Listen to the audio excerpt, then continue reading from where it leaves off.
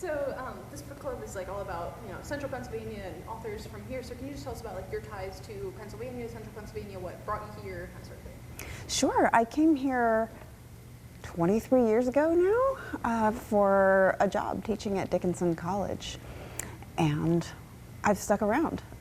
Love it. And can you tell us a little bit about your job? Like, what do you teach at Dickinson? Sure. I teach creative writing. Mainly, my main area is poetry, but I also teach intro-level fiction writing, and I teach a nonfiction writing course called Writing About Food.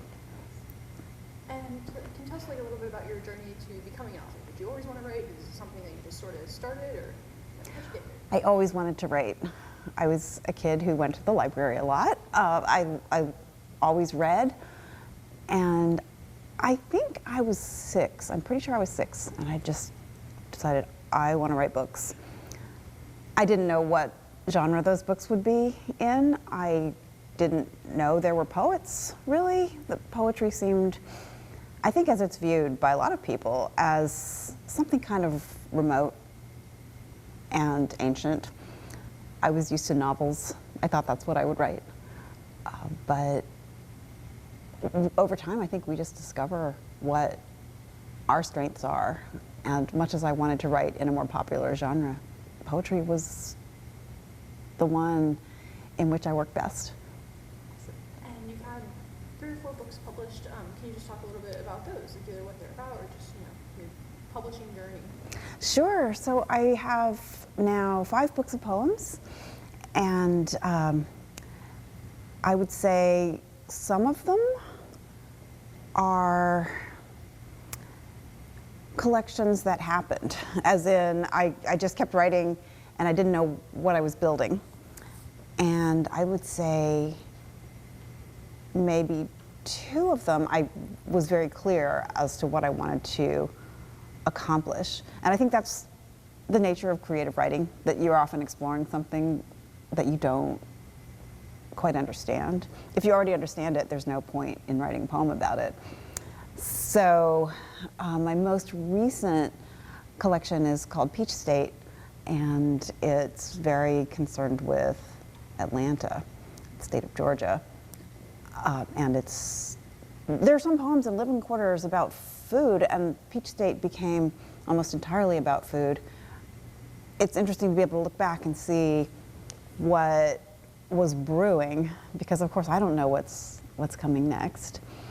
I'm working on another collection that I can't really describe at all, but it involves some anagrams. And I have a collection of essays coming out in August called Hot, Sour, Salty, Sweet, which is my prose writing collected. I've always written a little bit of prose, and it appeared in usually small journals here and there. So it's not gathered anywhere, and now I've gathered it. And so Peach State, like, are you from Georgia? Or? I am from Georgia. And can you just talk, like, I mean, you sort of touched on it already, but like, about your writing process itself, like, wherever you draw inspiration from, or just, what does it look like for you? I think it was Robert Frost who said a poem begins with a lump in the throat. There has to be something I can't quite solve. I need to have some curiosity about it, and I need to have some uncertainty. So there have been times where I couldn't write anything at all because I wasn't feeling that way about anything. Not that there aren't plenty of things I don't understand, but you need to understand it enough that you have some authority to address it, but you need to be in just the right amount of interior conflict that something will happen, some kind of surprise will emerge in the writing process. So for me, it's about finding those things and then sometimes very slowly working them through. A number of my finished poems are the result of something I began many years before. I couldn't figure out what to do with it and just put it away, came back to it sometimes years later, thinking, I need to either get rid of this or turn it into something that works. So there's a lot of play involved and a kind of mucking around in what one doesn't already understand. And for living quarters specifically, would you say that this is one that just sort of fell together? Is this a theme? How would you describe living quarters? I would say this is one that fell together. I didn't know I was going to write about basically domestic space. I didn't know it was going to actually be divided into quarters. I mean, I think that was part of the fun of the final assembly of the manuscript, that I don't know if you noticed, but there are 14 poems in each section, so they're actually quarters, right? And the number 14 is kind of magical for poets because it's the number of lines in a sonnet. Not that that matters for the organization of living quarters. But I think in writing this one, I just would write a poem, and then I'd write another poem. It's the most frustrating way to write a book because you don't really know if you're building something. So I often felt like, oh, I don't know what I'm doing. I don't like that feeling, but I think it's worse to decide, okay, this is what I'm going to do, and then just soldier through and do it, even if there's not a real compulsion toward it, a natural stake. I think that's one of the things we talk about in writing workshops. Did this poem need to be written? And of course, in class, it was assigned, so yeah, it needed to be written for the wrong reason. But I think once you're just writing books, the poems need to feel as if they had to exist. And so with living quarters, I had to keep waiting for that to occur. That's why it takes a long time for me to finish a collection. And the 4 parts, are they like, did you group them like by theme, or is it just 4 arbitrary parts, or what's the deal there? I kind of organized them by part of house. It's not labeled that way. Similarly, I organized Peach State kind of like a cookbook, but they're not marked in an overt way. So, do I remember the 4 areas in living quarters? I know one of them is the kitchen, one of them is the garden, but I can't remember exactly what the other 2 are. I mean, I'm not sure it maps out quite the way the cover suggests, but I did have a particular space in mind as I organized. But of course, writing the individual poems, I didn't. And poetry seems to be one of those things that people like either, I don't want to say they get it or they don't, because you can have both in one person, but like, do you have anything to say, I guess, just in response to that, about poetry? Well, I would say that a number of people have had a painful introduction to poetry. It was something that occurred in an English class. They felt it was a test, something to get right or get wrong. And that's unfortunate because poetry should be just as enjoyable as fiction. I don't think people have a problem reading a novel for fun, but there's something about reading a book of poems that feels daunting. And that might just mean that the books you're choosing aren't the right ones for you. So yeah, I would say just as you would pick up a novel and say, oh, this one doesn't really suit me, you can pick up a book of poems and say, well, this one doesn't suit me. It doesn't mean the genre doesn't suit me. And poke around.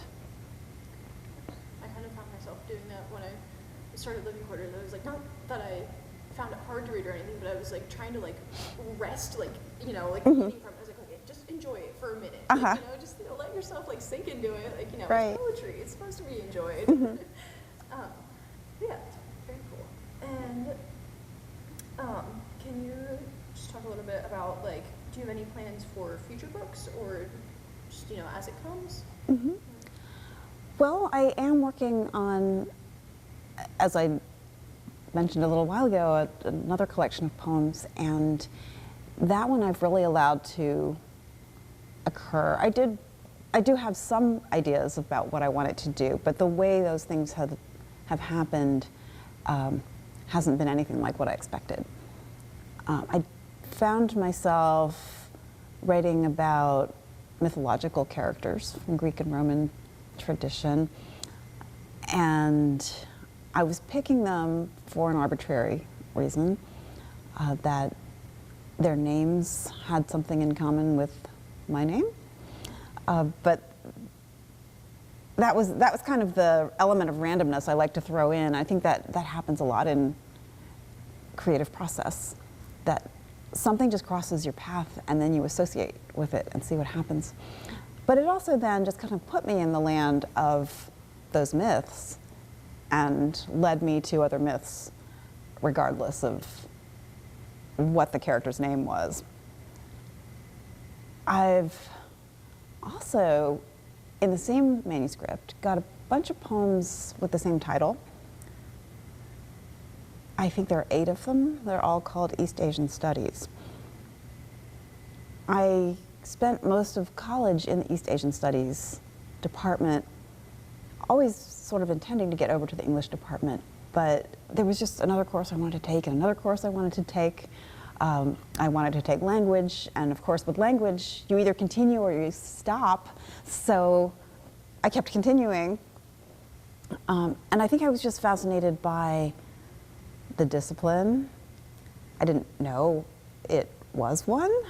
And I think having grown up in Georgia, where at the time there were very few Asian Americans, I found that we, even if we'd been born here, were regarded as actual East Asians. And that caused a lot of confusion. So I found that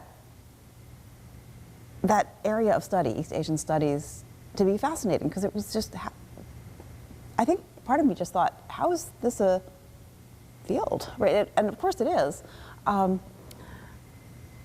But for some reason in my process, that is sitting next to these Greek myths. Why? I don't know.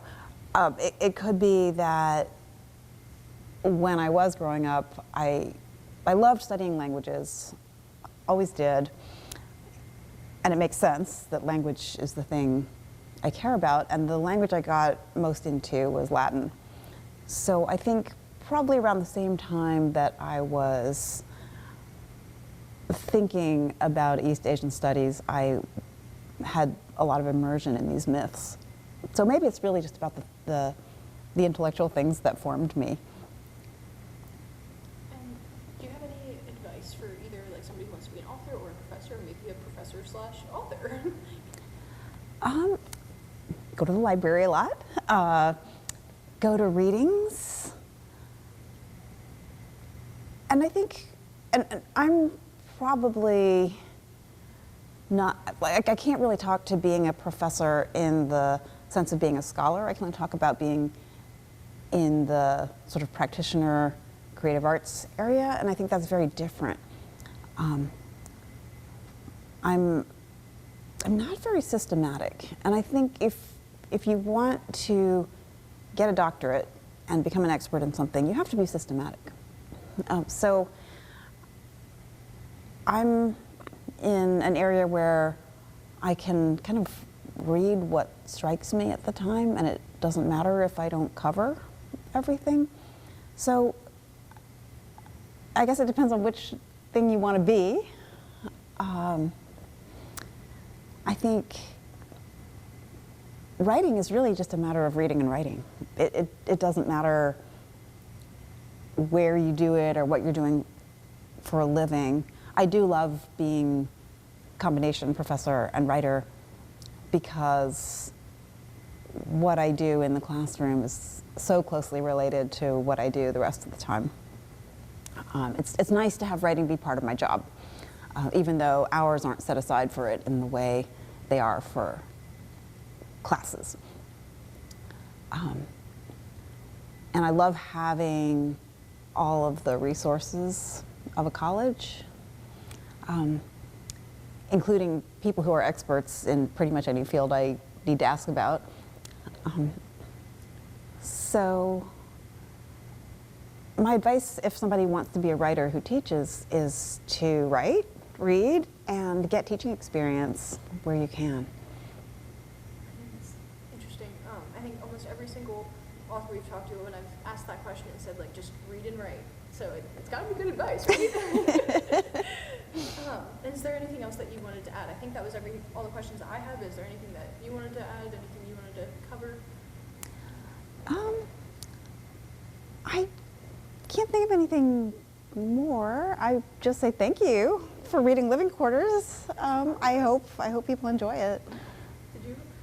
I guess, did we cover who you'd recommend the book to? Like, if you're a new reader to poems, like, what can you kind of look out for? Oh, okay. So I would say that Living Quarters is probably good for people who have some interest in either eating or cooking, right, or the growing of food.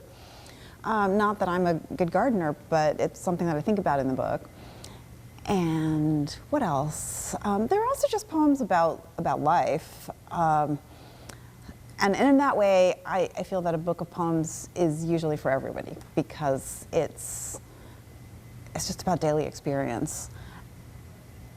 There are some Pennsylvania-specific poems in here, but I think they're also just about inhabiting place and being aware of the place you're in. So my hope is that it works wherever you are.